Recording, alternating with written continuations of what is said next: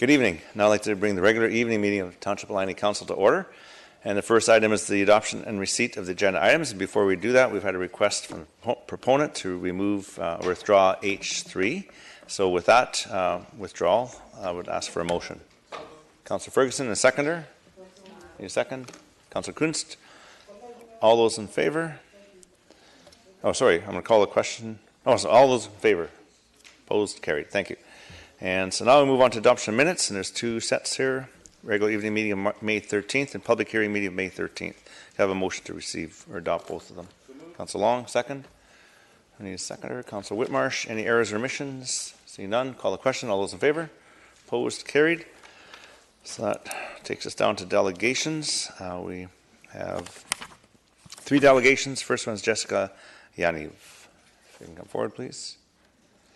And just for all the delegations information, you have 5 minutes. Please provide us your name and where you're from. And you'll see the lights flashing when it's time to wind down. Thank you. Oh, hang on. Let me get your mic on. Okay, there you go. You don't have to lean into it. It'll pick up. I just had to turn it on. So there we go. You're good. Yeah. So, good evening, your worship and councillors. My name is Jessica Yaniv, and I'm here tonight to present a program that is for the LGBTQ youth in school. So let's get this started. So the program that I'm presenting is the program that will introduce resources to LGBTQ youth in schools, because I've talked to several educators who said it's a pretty big problem. So let's just get started here. So I'm going to start first with LGBTQ discrimination. So LGBTQ youth really need support. Really need support in knowing how to fight discrimination, because it's just all way too common. So as you can see below, it's an email that was sent to me applying for another pageant. Yeah, so discrimination is way too common in British Columbia. Like myself, I just filed another 2 more, but we need to provide resources to let youth really fight for their own rights, because otherwise they're hopeless. They don't know how to do it. So essentially what I'm looking for are referrals like to the BC Human Rights Clinic and such, and UBC Law Student Society, just so youth know how to really get there. The other thing as well, like resources and support. And here's a nice thing. It comes at absolutely no cost to the Township of Langley, because either external resources being brought in. I've talked to many of these resources. They're willing to do this for absolutely no cost at all. So basically, why is this program needed? So youth, unfortunately, are getting access to street hormones. You can buy these things on Amazon. It's really easy to find. eBay, the dark web. It's not hard. So basically, like I stated, it's really easy to get a hold of this stuff, and it's not safe. That's the big part of it. And I'm pretty sure our mayor does not want to see an opioid crisis in terms of youth gaining access to this type of stuff, as well as council. Unfortunately, it is a problem. So what I'm suggesting is that the Township of Langley develop something that's called the Safe Plus, or any other type of name program, to bring those outside resources in, tell them about hormone therapy and such, and transitioning methods in a safe manner, a manner that is safe, that's approved by health professionals, just so they don't do it properly and don't end up harming their own bodies, monitored by health professionals, counselors, and such as well. So basically, schools are quite unsafe and unwelcoming for the majority of LGBTQ students. So some data I just pulled online here. So 65% of students heard homophobic remarks like fag, dyke, or often 30% missed at least 1 day of school in the past month because they felt really unsafe or uncomfortable. And 85% were verbally harassed in the past year. So basically, discrimination and stuff and hostility leads LGBTQ students to lower GPA, less likely to plan like post-secondary as well as a really low self-esteem. So basically, in terms of summary, in terms of health, like taking unsafe doses of hormones can have really severe effects to youth's health.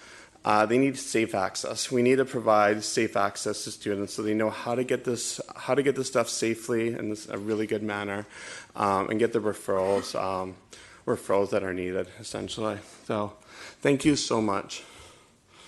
Thank you. Thank you. Okay. Thank you. The next delegation is Diane Gendron from Bard in the Valley. Mayor Froese, council members, thank you for giving Bard in the Valley this opportunity to come to speak to you today, and thank you in person for your ongoing support for our productions.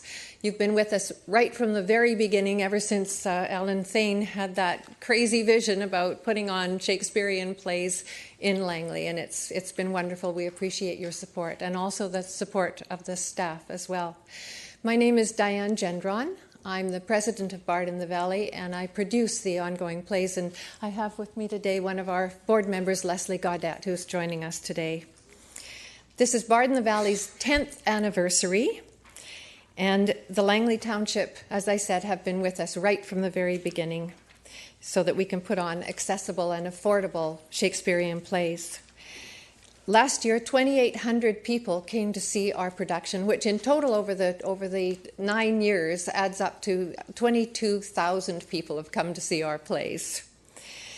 Our play this year is A Midsummer Night's Dream, which is the play that we put on 10 years ago. We thought we'd redo it, and the director of the play is Darcy Knopp. He had a lead role in the play 10 years ago, and now he's directing this play for us. And he's also directed a number of plays over the years and has also had some lead roles in them as well. We've added one more performance this year. Bard in the Valley's show is going to be the opening act for the Township Summer Series Festival. So we're going to open in Willoughby Park on the amphitheater stage on June the 27th. And we have 4 performances there.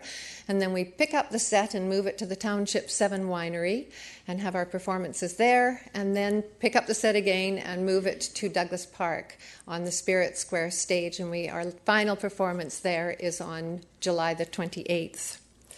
The set has been built and painted, the costumes are being created, the posters are going up all over town, and we're taking some publicity shots. And the actors are getting excited about performing for an audience in just 1 month. We're able to offer this exciting live outdoor theatrical experience to the public for free for the 12 performances at Willoughby Park and the Spirit Square stage because of your generous support. The only venue where there's admission fee is at the Township 7 Winery, and the charge for tickets there is $20, and they give Bard in the Valley a percentage of the revenue to help offset our costs. Because there is no admission fee at downtown Langley or at Willoughby Park, we have all kinds of people who might not otherwise have the opportunity to go and see a live performance, let alone a Shakespearean play. We have whole families come to see our plays, mums, dads, uncles, and grandparents and children, and they bring their picnics and their blankets and chairs and set up on the lawn in front of the stage to watch the show. And people who don't want to travel into Vancouver to see a play or can't afford to take their whole family to see a play in the big city can and do come and see our productions. Every year we hear from our audience members how much they enjoy our plays and how happy they are that they can see them right here at home in Langley. Bard in the Valley does give the director a small honorarium, but all of the other volunteers, about 55 of us, are all volunteer and give our time and expertise for free. We have set designers and set builders and the people who paint the set and the seamstresses and lighting and sound technicians and front of house, poster and program designers, concession staff, the 16 actors and board members, and me, the producer. We do, of course, have some big expenses, which include renting our sound equipment, paying for security on the nights that our set remains on the stage, buying building materials for the set and fabric for costumes, and of course insurance, and renting the truck so that we can move our set from one venue to the other. Fortunately, we also have support from the Rotary Club of Langley, the Aldergrove Rotary Club, Tourism Langley, and a few generous patrons, including Rebecca Darnell, woo, that help us cover our costs. And the City of Langley gives us in-kind support with our rehearsal and performance space. In addition to our successful seasons of Bard in the Valley Shakespearean productions, we also organize youth theatre camps. We've been partnering with the City of Langley and this year with the Langley Arts Council to offer the camp to 15 young people. It's been a wonderful success, and we always have a long wait list of people, children who want to come and attend. We feel a camp like this can be a life-changing event, especially for the children at risk who have attended each year. We've also been putting on radio plays for the township for the past 3 years. We take a 1940s radio play and create the studio right there on the stage with the Foley artists creating the live sound effects in front of the audience. They're fun, and plays like From the Whistler or The Shadow or Sam Spade. So if any of you or your parents have any radio plays that were favorites, let us know and we'll add them to our list for consideration. It always amazes me that here we are, more than 400 years later, still very much engaged by Shakespeare's stories and characters, and we find his basic themes still so relevant today. Darcy's added music and dancing to this production, and our lighting technicians have added some pretty cool lighting effects. Thank you again for this opportunity, your time and your support on behalf of Bard in the Valley and the team, and all of the people who come out to watch our shows. If you're going to use your ticket to see the play at the Township 7 Winery, please reserve soon, because last year all the shows at the winery sold out very quickly. I hope to see all of you with your friends and family at A Midsummer Night's Dream this summer, and that you'll join many of our audience members in making Bard in the Valley's performances a summer tradition. I'll be watching for you. Come for the magic that happens on a summer evening when the sun goes down and the stage lights come up on Langley's live Shakespearean experience. Thank you. Thank you very much for bringing theatre to Langley. Thank you. Thank you. Thank you. Right, the next delegation is Randy Kane from Hempy's Gifts and Novelties.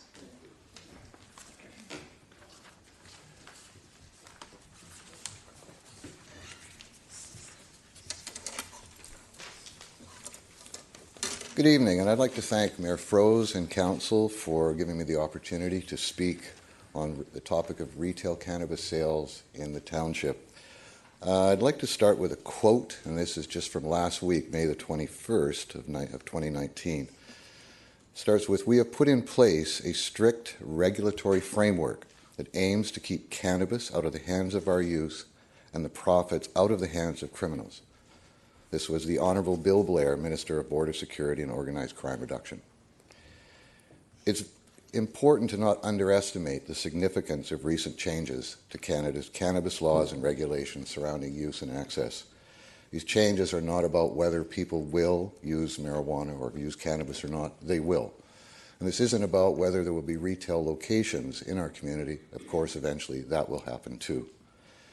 This is really about the significance in terms of reducing the crime that's related to drugs and drug violence in our community. And this is a goal we all share. Cannabis policies, they didn't evolve because society is encouraging the use of cannabis. They're evolving because those policies have failed us. They've failed us miserably. My hope in addressing you today is to encourage you to act as the leaders that I know you're elected to be, and to lead our community towards these changes.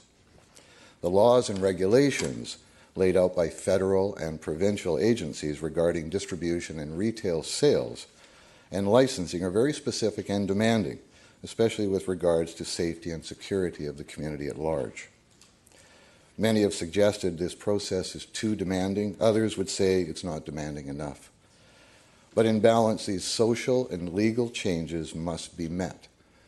We must face the ills of the past with the confidence in this change. During the month of February, leading up to an informal meeting with Mayor Froese on the 27th of that month, I invited all of you to participate in the discussion on this very topic.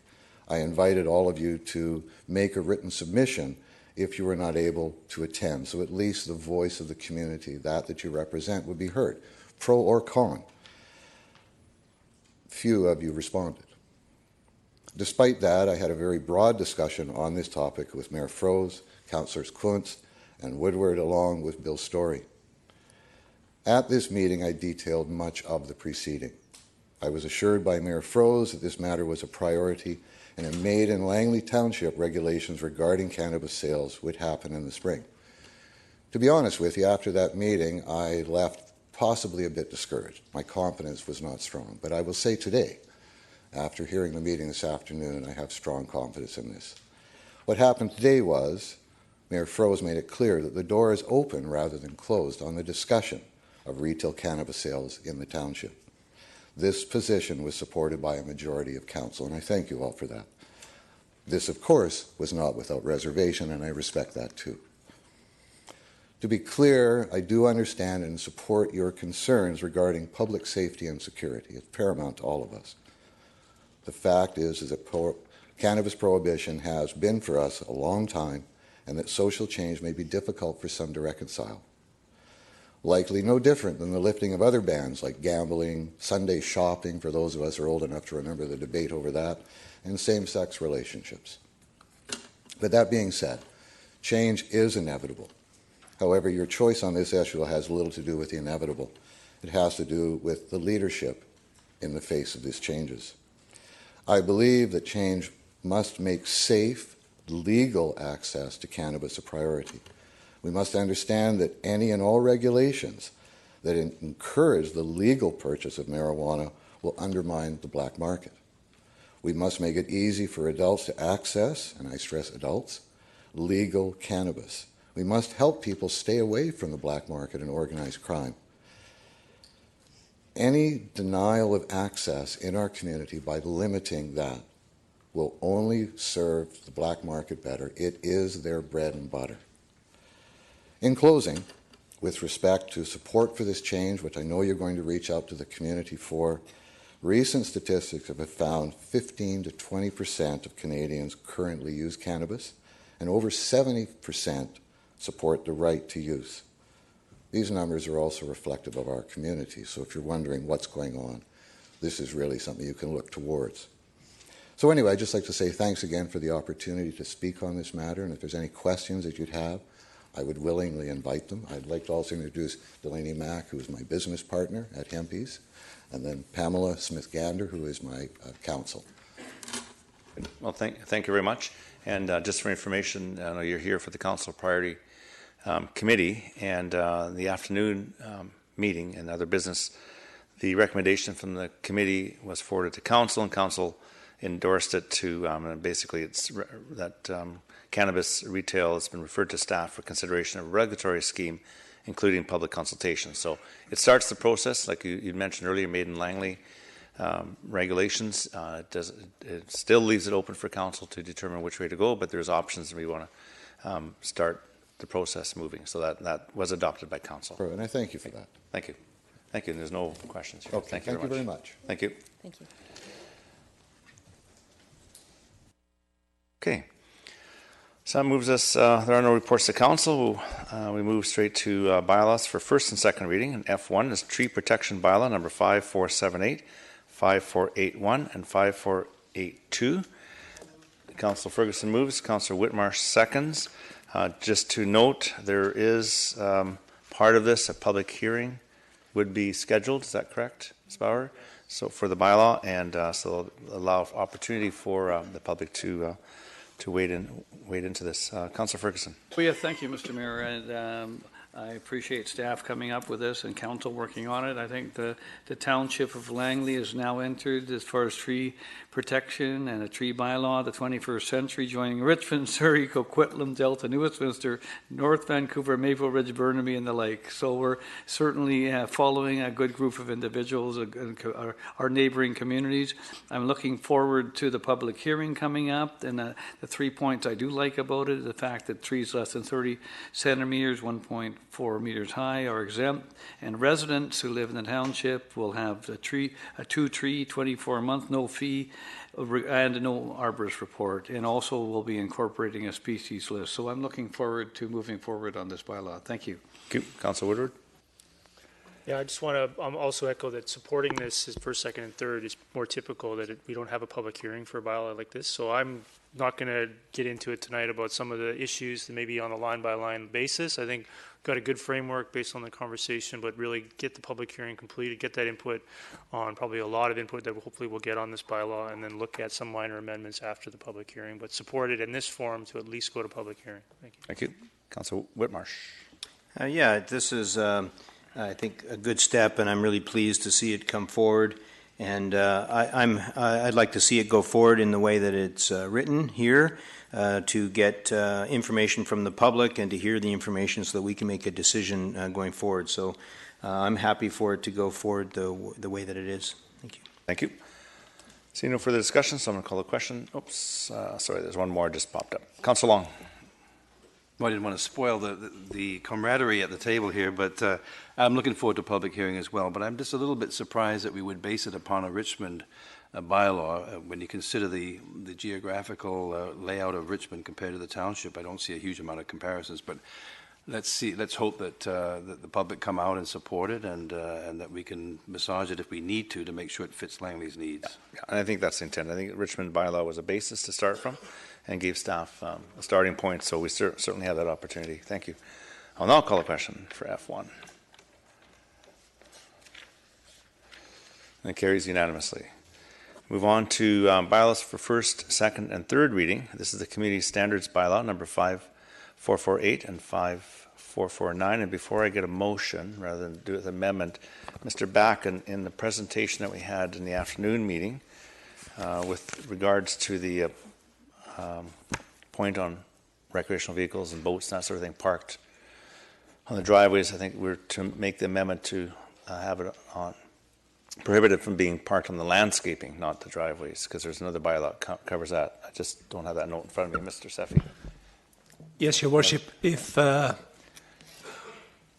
Your Worship or a member of council was to move an amendment to the following effect, Your Worship, to add the words landscape portion of to section 3.1F before the words front yard. Okay. So we could move this with that in it with that change. So if I have a member of council, Council Long, wishes to move it with that change? With that change. Councillor Kuntz seconds it. Is there any further discussion on first, second, third reading on this? Councillor Woodward. Yeah, so I don't know if you want to, it doesn't sound like maybe there's more discussion on it, but I still wanted to talk about a couple of potential changes to address some of the items that I sort of raised in the afternoon meeting in regards to some of the notice requirements and clarify those, because again, the document apparently that I had, and I'm almost convinced I printed it from the Thursday distribution, had 5 days in it, but apparently we're looking at a document that has 10 days. So I want to confirm that. So we have 10 days. And I believe that's in the policy. Is that correct, Mr. Seffi? No, Your Worship, it's actually in the bylaw. But Okay. if I can, I don't know how many of the members of council have the hard copy. I don't know what the page number would be on the digital version, but it's page 25 of G1 hard copy that references 10 days. So the version that's been moved has 10 days inside of it? That's correct, yes. Okay, so then we don't have to look at that. I also wanted to raise 7.1B Part 2. I just find some of that directive around how to board a building to be, kind of contradictory to keeping it reasonable and not too costly for someone to manage an abandoned building. So in some cases, the abandoned buildings are problematic, not because the property owner doesn't want to get rid of them or doesn't care about how the property looks, but in a lot of cases, the way the financing of land works, it's impossible to remove a building prior to development approval. And the way that people will not finance bare land versus improved land, even if the building is in very poor condition.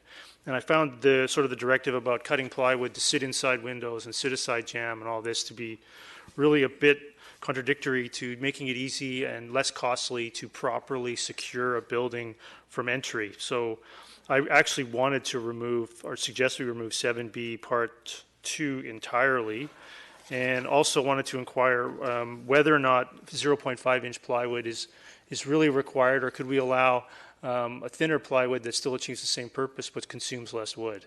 That would be something that, is there some reason why the 0.5 is really desired? Mr. Seffi, can you comment on both of those comments?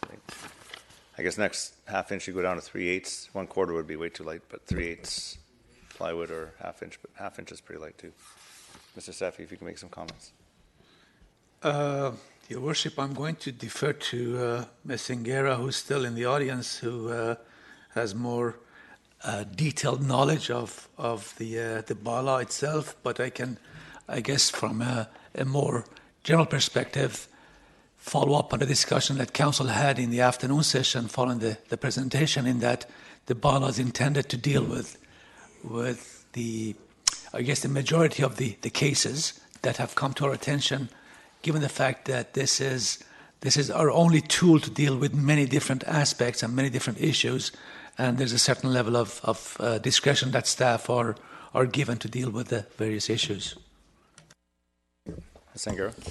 Councillor Woodward, what we were trying to achieve was some consistency with the heritage bylaw that specifies how you can board buildings. We can go thinner with the boards, but what we're finding is when they're nailed on the exterior and not in the window jambs, is that people are pulling them off very easily. They can get their hands or a crowbar in there, and then they gain entry to the building. So, because it kind of suggests that it may be for aesthetic reasons, but it's actually in terms of it's easier for them to gain entry if it's not done this way. Correct. So I don't want to get wasted, but you have to install them with some sort of metal bracket or something then in order to get them in there, so they'd be much harder to move out. That's kind of the goal. I hadn't really considered that, actually. So exactly, that's the intent, is because they're being easily removed. It might be cheaper and more cost effective to just nail them on the exterior, but we're finding that property owners are having to continuously go back to reboard the property. So in the long run, it's probably cheaper to do it this way. Okay, so I will not move that amendment. That actually seems more logical than I'd anticipated, which is great. 9.7B, I forgot to ask about that in the afternoon meeting. Sound made by music from a sound device between 2 a.m. and 7 a.m. Why do we allow people to do sound devices past, like, up to 2 a.m.? Most of the complaints that we receive that are in regards to music playing are after 2 a.m. Through the early morning. So we were just trying to just outright say you can't play music between that time. In the current bylaw that's in place right now, it's mostly based upon decibel levels. So usually it's RCMP that are attending to these calls. It just makes it easier for them to write down the evidence in terms of issuing the ticket. So it's easier to go in and just blanket out and say no noise can be made by a sound device between those hours. You're not seeing a lot of complaints at 1 or 12 in the morning? It's mostly coming after a later hour? There are some complaints before 2 a.m., but the ones that are between 2 and 7 are the ones that we're having difficulty dealing with. One in particular. I appreciate that. I wish I forgot those couple items in the afternoon and have no amendments. Thank you. Okay, thank you. Councillor Long? Oh, I'm okay. Just in case I had to say something. Oh, you reserved your right, did you? Okay, excellent. Oh, hey, that's... Thank you. There's no further questions. Thank you very much. So, I see no further discussion from council, so I'm going to call the question on G1. And it carries with Councillor Arneson opposed. And we move on to bylaws for consideration at third reading. And H1 is rezoning application number 100459, development permit application 100921. This is Interface Architecture, 20163884 Avenue, bylaw 5453. Could I have a motion, please? Councillor Whitmarsh, seconder. Councillor Kuntz, discussion. Seeing none. Oops, sorry. Everybody's just a little bit ahead of me. Just a little bit ahead of me today. Councillor Arneson. Yes, thank you, Your Worship. Through Your Worship to staff, I did have a question, and it's primarily around the laneway that's being shown there. It's a draft laneway, and I did have a couple of questions arising from some other issues that have been put to council in the past regarding, I believe, similar roadways. So I understand from reading the staff report that it would be shared with the neighbors. So you can see in the diagram there. So the property to the west, so they'd have to get an easement for half of the property. Is that considered to be a strata private roadway, that roadway, through your worship, maybe to Mr. Safey or Mr. Richardson? No. That's a public roadway, the lane? That's correct. Oh, okay. Because I wondered who then is responsible for the maintenance of the roadway. Well, as a public road, Your Worship, So it will be we the township. Okay. And so my follow-up question then was, it seems to me, because we see this one proposal, but another one that will be adjacent to it, and it's likely going to be a very busy roadway, do we ever pre-consider implementing safety strategies prior to adoption? Could we make a condition of this that the subsequent development, well, I guess you can't say this one should consider the subsequent one, but I'm just trying to look at the safety issues and whether or not we need to have some crosswalks, if we should be anticipatory in our approach or some other measures, because I imagine it's going to be very congested because that's an access point for likely both of these developments. Mr. Seffi, could you maybe elaborate on the a little more on the design of the roadway and what safety features are incorporated into it? Yeah, thank you, Your Worship. There are typically crosswalks provided at intersections, Your Worship, and this is not that big of a block. So there will be a crosswalk at 84th and at 85th. And what I can say is that typically in terms of safety, I'm not sure. I mean, it's a fairly large umbrella, if you will. At first, when Councillor Arneson was discussing this issue, raising it, I was thinking that maybe the reference was with respect to crime and safety, but I think the reference is more to traffic and pedestrian interaction. And in that regard, all the various aspects and standards have been followed to make sure that the road network and the access issues are as safe as possible. Thank you. And just for clarity, so is there parking that's allowed on that roadway, on that lane? Your Worship, it's a road, so I don't know why Councillor Arneson is referring to a lane. If you look at, I don't have it as a slide, but if you look at page 11 of the hard copy, there's an integrated area concept plan that's provided that shows the road to the west of the subject land as a road. And there are parking provisions on the road, yes. Okay, well, I refer to it because maybe we're talking about a different roadway, but the staff report referred to it as a lane of some type, so that's why I'm using that terminology. This is the road, Councillor Arneson, that I mean the one that's between this and the property to the west, not that one, that one. That will be a local road. There will be parking provided for as well. Okay, thank you. Okay, thank you. I see no further discussion, so I'll call a question on H1.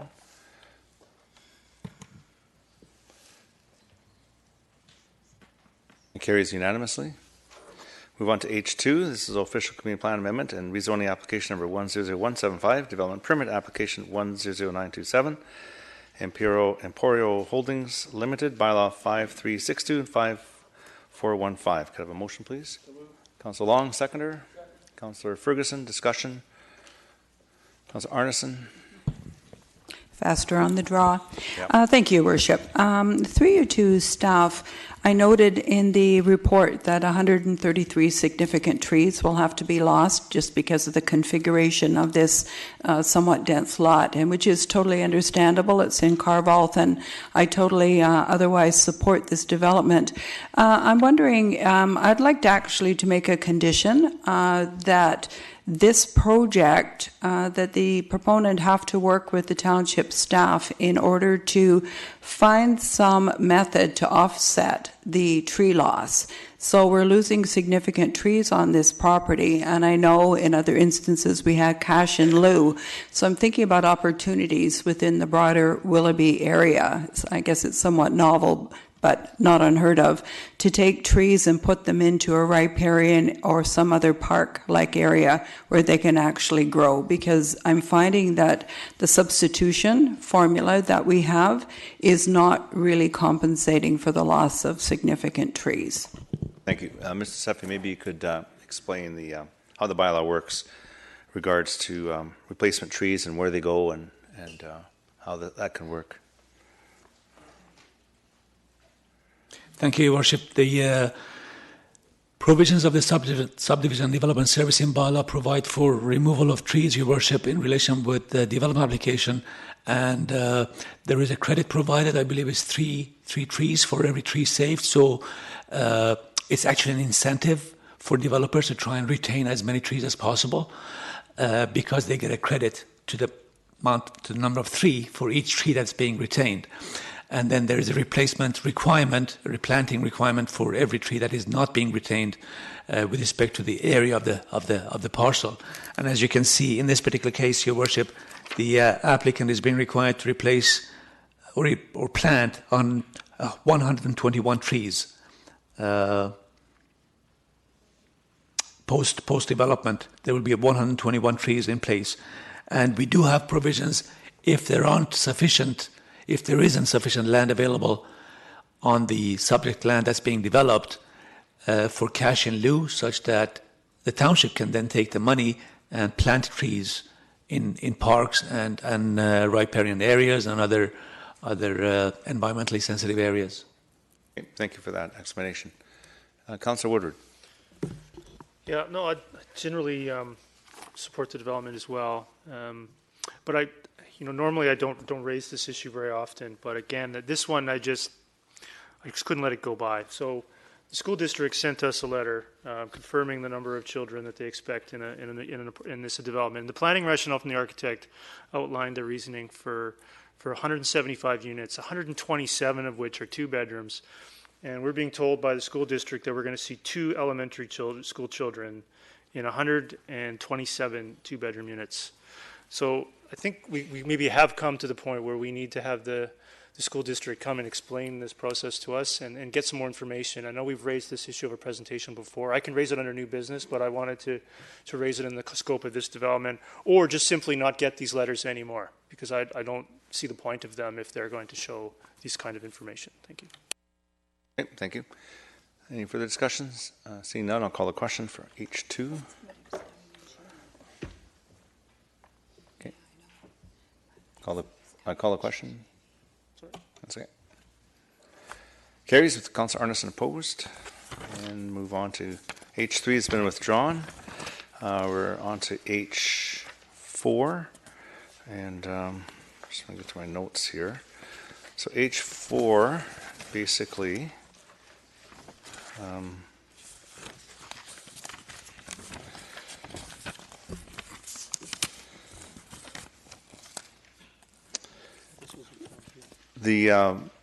Mr. Backen, I believe we could move it with just referring it, because there were some concerns here, and we could move it and then have a referral motion, or we could do it all in one motion to refer this third reading of official community plan amendment and rezoning application 100158, development permit application numbers 100967 and 101079 and 10197, Polyco Ventures Limited, bylaw 5465 and 5466. Refer it back to staff to advise the applicant that the rezoning application cannot proceed based on its current form until such time as storm management and roadworks can be addressed. And I would move that all as one motion. If there's a seconder. Councillor Long seconds. Is there any discussion? Yes, Councillor Woodward. Okay, so sorry, you lost me there. Can it be read back for us one more time?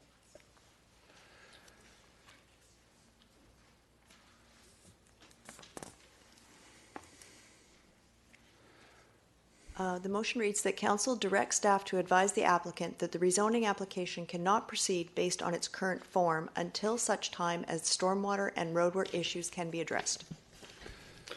Yeah, I just want to confirm that one question through to you, Mr. Backen, if I might, just to confirm that we all understand what that means and what we're getting at with that.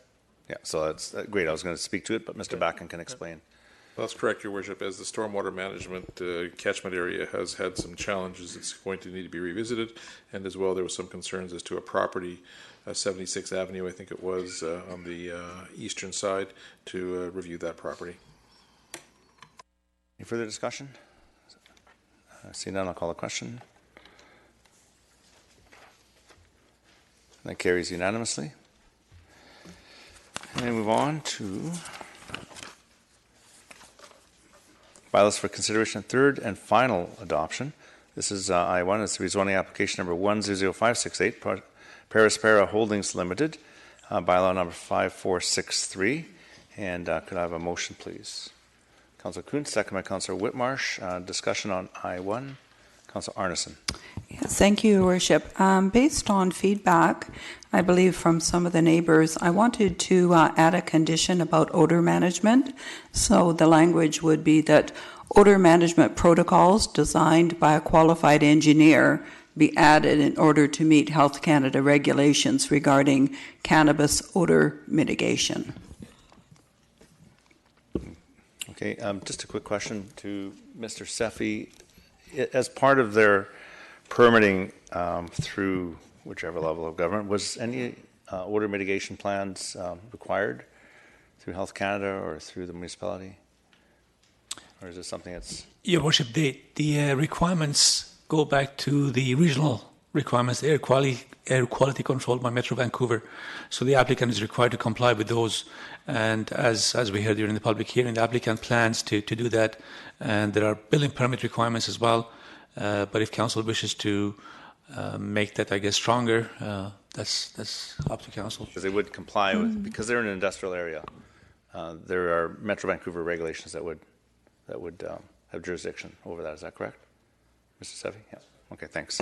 If it's redundant, I'll just withdraw it because I just want to make sure that was in place. Yeah, I know, and I agree with that. We want to make sure it's there. And but if sorry, so did you still want to move that amendment or no? Well, it's up to you. I just want to. I think I'm going to keep it in place only because I believe that the consultation and process of the permitting through Metro Vancouver is going to be somewhat lengthy. And so if they're allowed to operate, I would feel better about the fact that we know that they have a qualified professional who's put something together that we can review. Okay, so your amendment is, if I could just have it again for the clerk. Sorry. Yeah. Add the condition that odor management protocols designed by a qualified engineer be added in order to meet Health Canada regulations regarding cannabis odor mitigation. Is it Health Canada or Metro Vancouver air quality regulations? Is it Health Canada involved in this? I just want to make sure. Your Worship, I'm not sure, to be honest with you. I think Health Canada relates to production and not processing. That's my understanding. So it may be more appropriate to relate or refer to Metro Vancouver. To comply with Metro Vancouver air quality regulations. Would that help, Councillor Arneson? Okay. That's fine. Yeah. So, which is they're probably already doing. So, okay. So if I could have a seconder, if anybody wishes to second it. Okay, seeing no seconders. Councillor Long seconds. So discussion on the amendment. Do you want to push your button? There, Council. Yeah, no, I don't think Council Long. I don't think it hurts to emphasize that. And I know the proponent said that he is, or that they are producing a different type of plant that won't cause an odor. So that's wonderful. But we have to consider what may happen down the road somewhere. So I don't think it could be an issue if there is no odor issue to begin with. But having it covered up will maybe ensure that the operation doesn't change sometime over the next few years and cause an odor. So, thank you, Councillor Whitmarsh. Yeah, just a question through your worship to staff. By putting this into this document here, could this put us in a situation of being now being responsible for enforcement that normally would be managed by Metro Vancouver? Your Worship, this looks like to be a qualification of use, so this will simply be a requirement. Once it's actually met through the standards, then enforcement would revert back to Metro Vancouver because it would then be ongoing. This is a one-timer as opposed to a ongoing. Okay, thank you. So, yeah, so just to be clear, Metro Vancouver already has regulations. This motion is just saying comply with the regulations in a way. Is that what it's saying? Yeah. So it's not additional. It's just to comply with the existing regulations. Okay. Okay, I see no further discussion. I'll call the question on the amendment. This is. I can still change it. Yeah. Okay.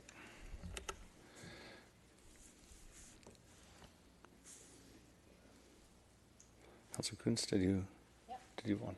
Oh, there you go. Yeah. And it carries. Mayor Froese, Councillor Woodward opposed. So back to the motion as amended. Any further discussion? Seeing none, I'll call the question on I1. That carries unanimously. And now we're on to the mayor's report. And I'd like to welcome everyone here this evening. On Wednesday, I'll wait for the slideshow to come up. It's always the best part. You don't want to leave. Don't leave before this. This is the best part. You know, the other part was just theater. On Wednesday, May 22nd, I attended the climate adaptation event here at the Civic Facility, and we welcomed some 100 guests. Also in attendance were Councillors Arneson, Davis, Ferguson, Kuntz, Long, Richter, and Whitmarsh and Woodward. The Township of Langley strives to be an environmental leader, and nearly 20 years ago, in 2000, we took early action by committing to the Federation of Canadian Municipalities Partners for Climate Protection Program. Since making that commitment, the Township has taken a number of actions to limit our contribution to man-made global warming, and we're currently preparing a climate change adaptation plan. On Saturday, May 25th, began with the TransLink 2050 elected official workshop, and also in attendance were Councillor Ferguson and Woodward and Arneson, and where we had some opportunity to have some input in a little cozy workshop, but just one piece of the engagement that TransLink is doing, and it was a good turnout. So I think they had a difficult time getting through everybody that was there within the short time that they had. And then later, I attended the third Korean Consul General Cup Taekwondo Festival at the Langley Event Center, and which was great to see about 500 young athletes. These are all young athletes compete in Taekwondo. Later in the afternoon, I dropped into the Italo-Canadian Society dinner celebrating their 40th anniversary, and followed up with going to the Cranberries Naturally Open House with Councillors Ferguson, Councillor Kuntz, Councillor Arneson, and Councillor Whitmarsh also attended at their new location on Glover Road in Fort Langley. On Sunday, May 26th, was the 14th annual Grand Prix Gala held at Thunderbird Show Park and hosted by the Langley School District Foundation, where they raised over $70,000 for the programs that they provide for our school district here. And you can see some photos there. It was a beautiful day, and the horses were great. And actually, next Sunday, on the 2nd, is the FEI, Federation Equestrian International, major event with some world-class horse jumping at the Thunderbird Arena. And I really encourage everyone who wants to take in such a great event to attend. The Mayor's Standing Committee on Development Management Process Review held its first meeting this past Thursday. I wish to thank the community volunteers, Murray Dinwoody, Kevin Nielsen, Sean Bouchard, and Marlene Best for taking time out of their busy schedules to participate. I want to thank those members of Council who considered sitting on the committee. Not everyone was able to, but I thank Councillor Ferguson, Councillor Kuntz, Councillor Whitmarsh for agreeing. We will bring forward a report for Council's consideration later this year, and I'll keep all of Council updated on their progress. Basically, at this meeting, we adopted the terms of reference, set down some housekeeping, and we're going to be discussing the next step and having a consultant come in and assist with the outreach, and we'll be interviewing the consultant or discussing with the consultant at the next meeting. And she's a professor at SFU, and hopefully bring in some students to help us. I want to mention that our very own Shay Theodore from Aldergrove scored the only goal against Finland during the World Hockey Championships. Canada, unfortunately, didn't win the gold. They came home with silver, but Shay Theodore is a player from Aldergrove, and when he scored the goal, and I saw the goal, and they said, Shay Theodore from Langley, BC, so put us on the map. So great big, from Aldergrove, I know, but they said on World TV, the world knew. He came from Langley, BC, and that's what counts. I'm telling everybody he's from Aldergrove. He plays with the Las Vegas Knights in the NHL.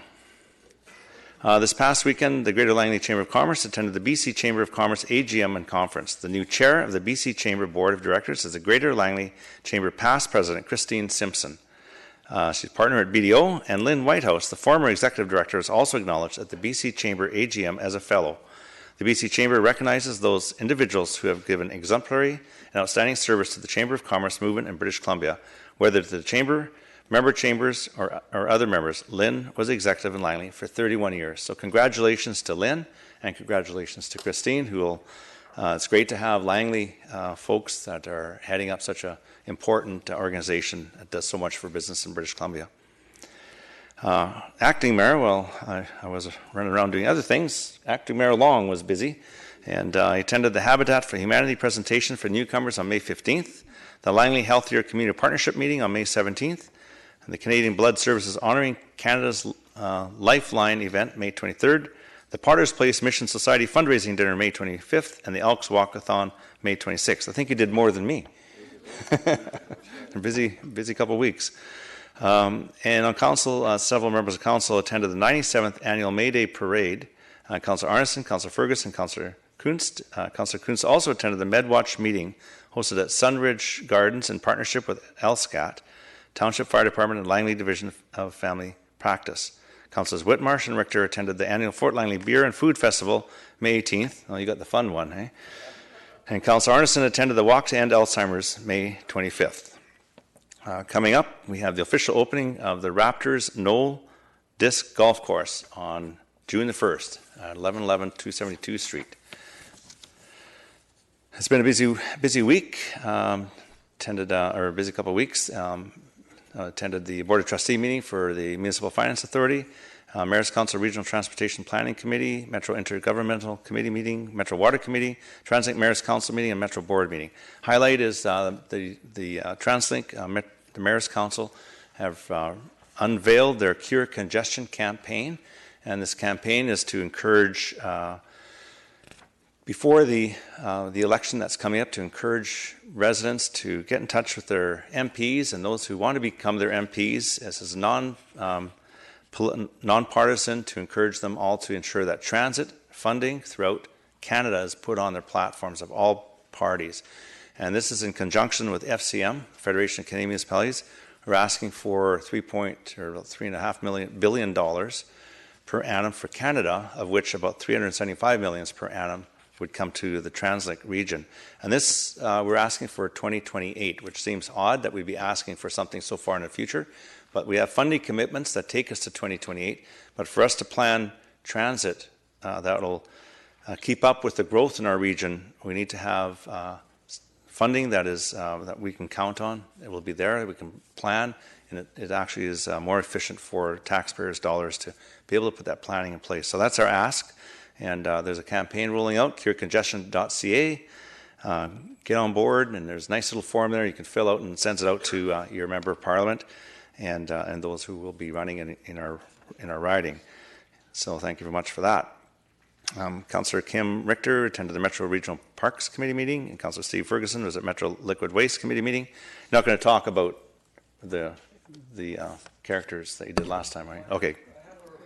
Oh, okay, good. And the Metro Board meeting. And Councillor Arneson is at Metro Climate Action Committee meeting, so pretty busy. So that's my report, and if anybody would, if any councillors wish to add. Councillor Ferguson? Yes, I always want to comment.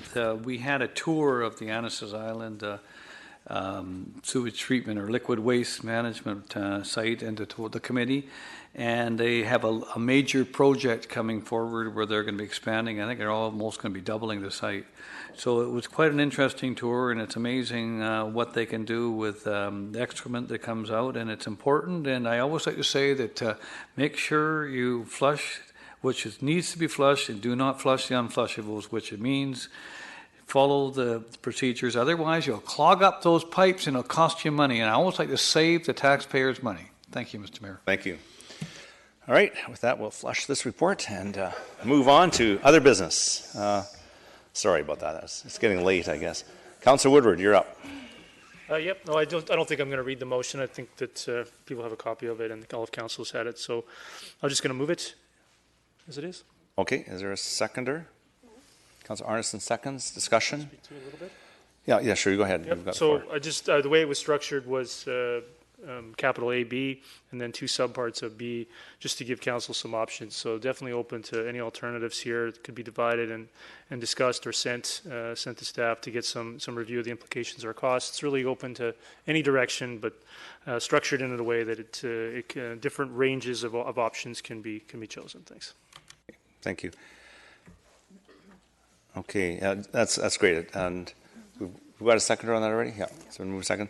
Just, so this is basically referring to consult with the KFN, because definitely want to get their input first and staff to report back. Is that what this motion says, or do we need to, it says, sure, just to clarify, it says resolve that staff be directed to review and report. Yeah, I'll get it. Just a little bit of background. Yeah. So there was some preliminary consultation already done with the Kwantlen First Nation, but of course it's very good to get that verified and get to make that a little bit more formal. So whatever process helps move this along, and got some good feedback on social media over the weekend on it, that maybe it is appropriate to look at this in stages and potentially review the costs. So if that's the direction the council wants to go, that's also perfectly great. fine. Thanks. And also we have other First Nations in the municipality and other areas, so I just want to make sure that we make sure we get all the information back. So I'll leave that for now, and maybe be a referral to staff. Councillor Ferguson.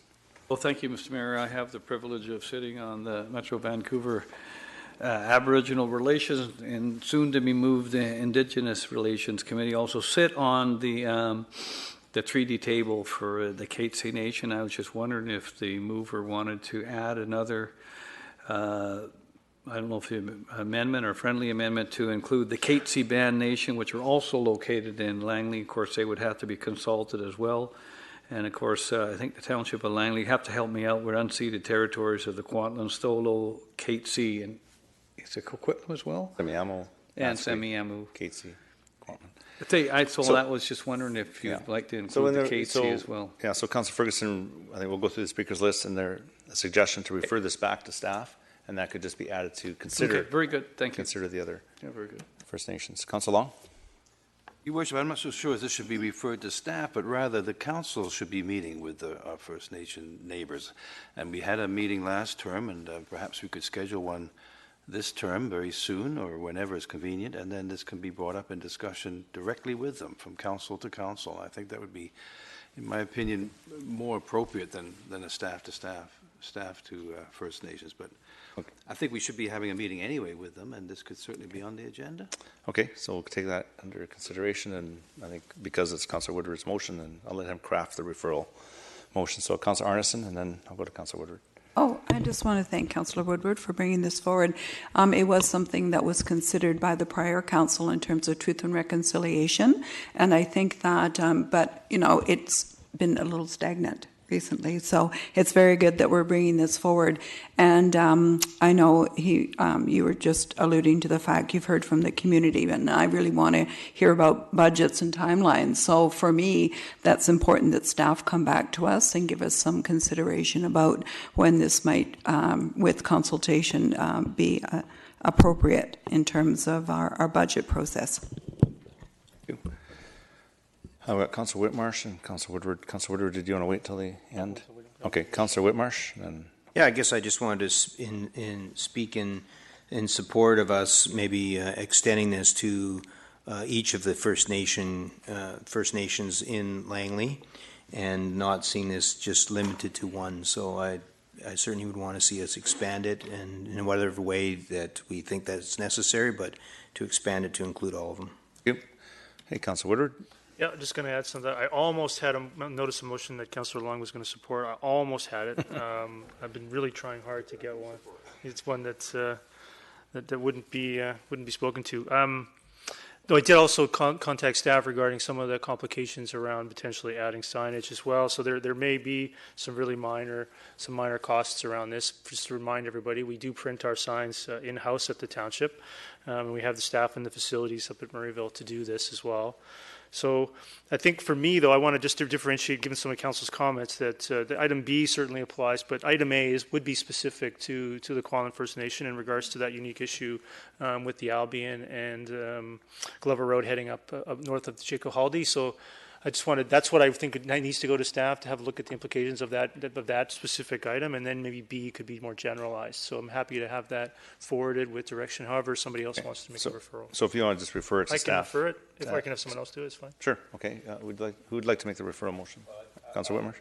I'll second it. Sure, I'll refer that to staff to include the motion that's brought here forward, and including additional costs that this might have, and including the ability to include all of the First Nation groups that are part of Langley.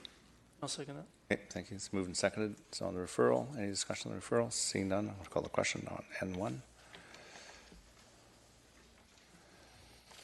Carries unanimously. Councillor Ferguson, you're up. Oh, hang on. Yeah, you're up. I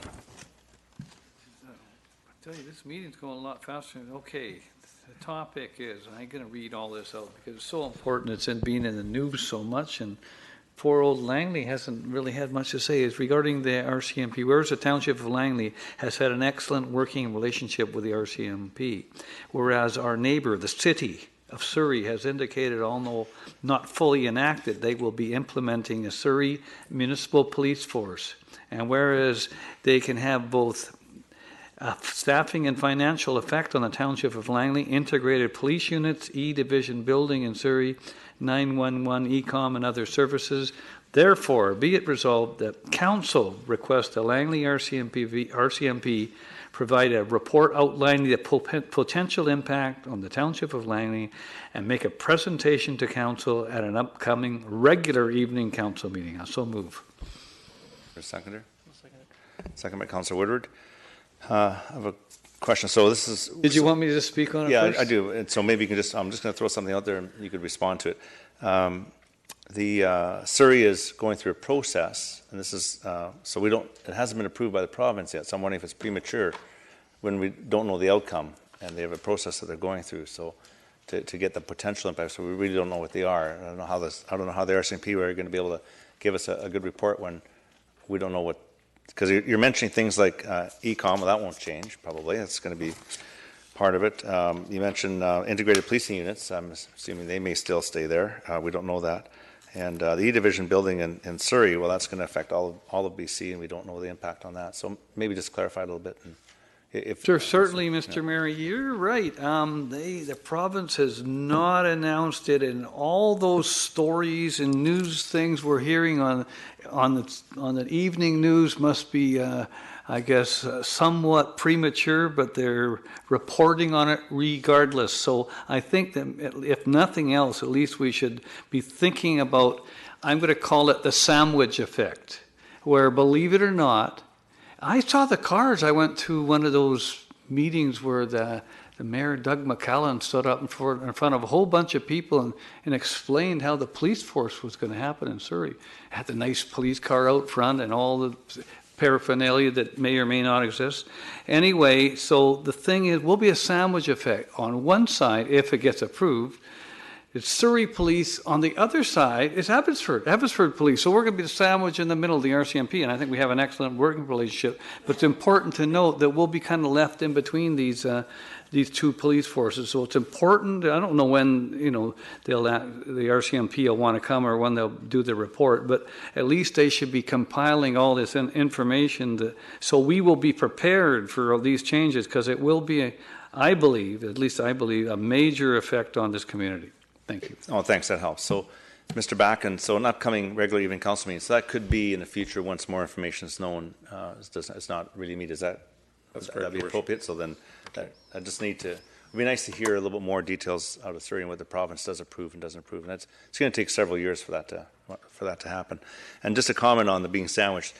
I know the RCP and the Abbotsford City Police, two different forces, two different departments, have a great working relationship and a lot of joint projects along our border, no different than Surrey RCMP and Langley RCMP. So I'm not too threatened by the fact that Surrey may go to municipal force. I think we'll still have a good working relationship with no matter who's there, especially with all the integration that exists through the Prime report writing system, through ECOM, is integrated units. There's so much that's integrated already.